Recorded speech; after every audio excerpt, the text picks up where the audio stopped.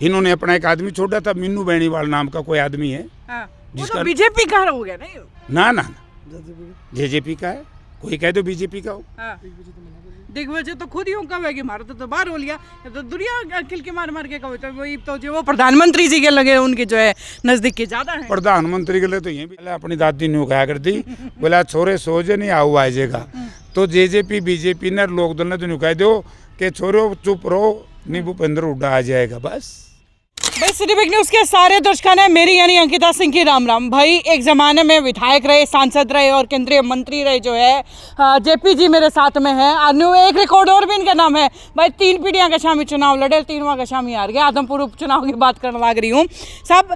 आदमपुर के बाद अब वहाँ जाना छोड़ दिया गया, क्योंकि पहले उस टाइम तो नुकाया करते बोला कोठी ले ली है, ईबिया कोठी सार में ले ली के बाद। देखो मैं आदमपुर से आया हूँ। हाँ। अब किसी को भय से या जेपी की घबराहट से दिखाई ना दे तो जयप्रकाश क्या करे। मैं तो कल भी 14 गांव में जाके आया हूँ। अच्छा। आदमपुर ना छोड़ा है, ना छोड़ा, ना छोड़ूंगा। आदमपुर को कुछ परिवारों से निजात दिलवाने का काम करूंगा।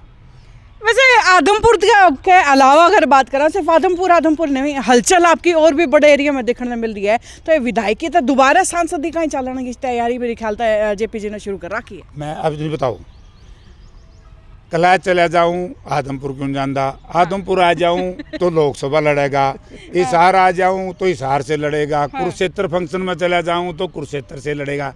आप ये क्यों नहीं देखते कि जयप्रकाश की पॉपुलरिटी लोकप्रियता है कि नहीं? कि इन पूछोगे आज जेजेपी के नेताओं ने जगह ढूंढनी मुश्किल हो रही है कहाँ चुनाव लड़ेंगे। लोक दल के नेता जमीन तलाश रहे हैं, कोई बची हो तो कहीं चुनाव लड़ लें, और हमारे सामने रास्ते ही रास्ते हैं। अच्छा, जेजेपी का जिक्र छेड़ दिया तो एक सवाल जरूर, मैं पूरे बाई इलेक्शन में आप साथ ही रही, उस टाइम आपने दुष्यंत खतर की में नहीं कही, जेजेपी आड़ा खतर आपने कदे की में नहीं कही, ये बड़े फुट फुट के बोलो हो, जिद वोटां के डर तो चुप बैठे देगे। नहीं, उनका कैंडिडेट नहीं था। अच्छा, उनका कैंडिडेट नहीं था। बोला क्यों नहीं? मैं बोला इन्होंने अपना एक आदमी छोड़ा था, मीनू बेनीवाल नाम का कोई आदमी है, जिसका बीजेपी का हो गया नहीं। ना ना जेजेपी का है, कोई कह दो बीजेपी का हो। दिग्विजय तो खुद ही कहा कि मारो तो बाहर हो लिया, तो दुनिया खिल के मार मार के कहो तो वही तो जो वो प्रधानमंत्री जी के लगे उनके जो है नजदीक के ज्यादा है। प्रधानमंत्री के लिए तो यहीं भी जा रहे, इसकी बात मन ने क्यों पूछो, इन्हें पूछ लियो क्यों हो गया, क्या कारण है। लेकिन उस वक्त तो सारा कुनबा जुट रहा था। और वो बोला क्यों नहीं? मैंने तो ये कहा था कि आज मुझे इस बात की अति प्रसन्नता है कि जयप्रकाश को चुनाव में हराने के लिए हरियाणा की पूरी सरकार और स्वर्गीय चौधरी देवीलाल की तीनों पीढ़ी मनोहर लाल के चरणों में बैठी थी। तो मुझे तो इस बात की खुशी थी। और अलग अलग कैसे बोलूं चुनाव में, और कुछ उल्टा सीधा कहूँ फिर था मोर के में ध्यान लाएगी जो। अच्छा। ठीक बोलूं तो हम नहीं बसंत धंधे। वैसे चौधरी देवीलाल के परिवार पे तो एक कंज जो है हाल फिलहाल संपत सिंह ने भी जो है कसा था। पहले बार तो जो बिजली मंत्री है रणजीत सिंह जी, वो सीधे सीधे ने बोले ये तो चौटाला के बालका ने खिलाना अंडा करदा, जो से बालक खिलाए अभय सिंह चौटाला जी, वो ने बोले ये तो बासी कड़ी है, कौन इन्हें प्रोफेसर का यो मास्टर है। तो आपके पुराने साथी रहे हैं, लू में है संपत सिंह भी, पहले वही थे। तो आप क्या कहना चाहोगे उनके बयान पे? इनके बयान तो इन्हें ले बैठे। स्वर्गीय चौधरी देवीलाल की मेहनत को मिट्टी में मिलाने का काम किया तो उसके आगे वाली संतानों ने किया। आज यही एक कारण है, कौन क्या कहता है वो अहंकार है। उस अहंकार की वजह से जनता इनके मुंह पे थूकना शुरू करेगी।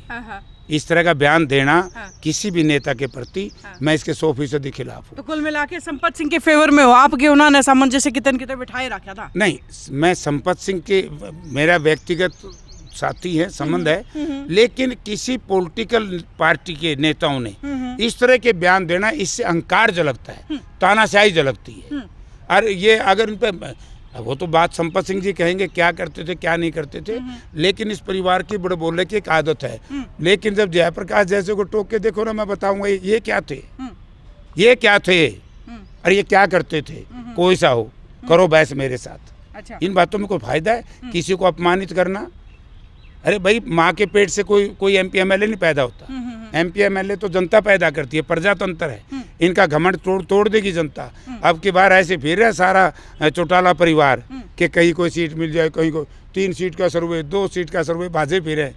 ऐसे अहंकारी बात नहीं करनी चाहिए। जो भी बात कही है रणजीत सिंह ने, मैं उसकी निंदा करता हूँ। बाजे तो फिरे हैं, लेकिन बड़े बड़े वायदे भी हैं। बोला 7,500 की बुढ़ापा पेंशन, 21,000 का बेरोजगारी भत्ता। वो तो जो है AINLD जो कि जो है एक राष्ट्रीय स्तरीय पार्टी नहीं है। कांग्रेस तो फिर और बड़े वादे करने चाहिए। 50,000 का बेरोजगारी भत्ता तो कांग्रेस की तरफ तो फिर बने हैं। ये इसका नाम लिख देना चाहिए INLD, हाँ। ऑप्शन में BJP, B टीम। अच्छा, ये BJP के लिए काम कर रहे हैं। इन लोगों से कोई नहीं तो कुछ भी कह दे, इन पे कोई विश्वास ही नहीं करे। अच्छा, आपने आदमपुर में देख लिया ना, अगर कुर्डाराम नंबरदार को बाढ़समंद के लोग 3200 वोट ना देते और कुर्डाराम के रिश्तेदार वोट ना देते, INLD के मेरे हिसाब से कुर्डाराम को 500-600 वोट मिली है। आदरणीय ओम प्रकाश चौटाला जी विवर्ध है, मैं तो उनको हमेशा से सलाह देता हूँ, लेकिन औलाद की कहीं न कहीं कमी होगी। इसका मतलब अब बुढ़ापे में आराम करना चाहिए था। इस उम्र में उनको बिठाए फिरेंगे। उस चुनाव में आपने देखा होगा, सारा कुनबा वहाँ घूम रहा था और कितने वोट मिले, 700। तो पार्टी है वो BJP के लिए काम कर रही है। चलो ये तो भाई इनेलो JJP BJP की बात होगी। कांग्रेस का भी जिक्र छेड़ लिया। कांग्रेस क्या करके मानेगी? नूना दिल्ली जंतर मंतर पर खिलाड़ी बैठ जाए तो दीपेंद्र हुड्डा का नाम सबसे पहले आवे। आड़े जो है कुरुक्षेत्र में कल जो किसान मारे बैठे थे, तो सीधी एक बात है, बोला कांग्रेस फंडिंग करने लग रही है। कांग्रेस कड़े से जाके डटेगी, क्या करके मानेगी? इसका मतलब कांग्रेस पार्टी हरियाणा में बहुत ज़्यादा मजबूत है। हाँ। और दीपेंद्र सिंह हुड्डा कितना एक्टिव है, आप इस बात को तो सुनिए ना। अब किसी का पे नुक्ताचीनी करना बहुत आसान है, रचनात्मक और सकारात्मक कार्य करना बड़ा कठिन है। जब रात को हमारी महिला खिलाड़ियों को अपमानित किया जा रहा था दिल्ली की पुलिस के माध्यम से, तो क्या दीपेंद्र सिंह ने गुनाह कर दिया? रात को ही खिलाड़ियों के समर्थन में जा पहुंचे, भाई मारपीट क्यों कर रहे हो उनसे? गलत था वो। किसान के ऊपर लाठीचार्ज हुआ तो दीपेंद्र सिंह आज प्रेस कॉन्फ्रेंस करके बोल रहा है, जब टकैत साहब को, राकेश टकैत को जबरदस्ती भाजपा के गुंडों के माध्यम से उठाया जाने का प्रयास किया जा रहा था, दीपेंद्र सिंह चला गया तो फंडिंग होगी। भारतीय जनता पार्टी ने, JJP ने तो रात ने भी भूपेंद्र सिंह हुड्डा, दीपेंद्र सिंह हुड्डा ऐसे दिखे जैसे आऊ दिख क्या करे। पहले अपनी दादी ने उगाया कर दी, बोला छोरे सोजे नहीं आऊ आ जाएगा।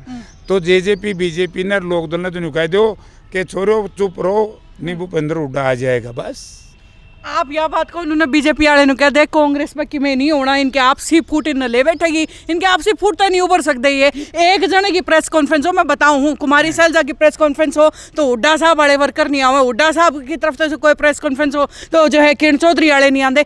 आपसी फूट तो नहीं उभर रहे आप लोग। ना हम सारे इकट्ठे रवा, कौन को नहीं जानते, हम खुद देखने लग रहे क्या प्रेस कॉन्फ्रेंस। ना ऐसा है।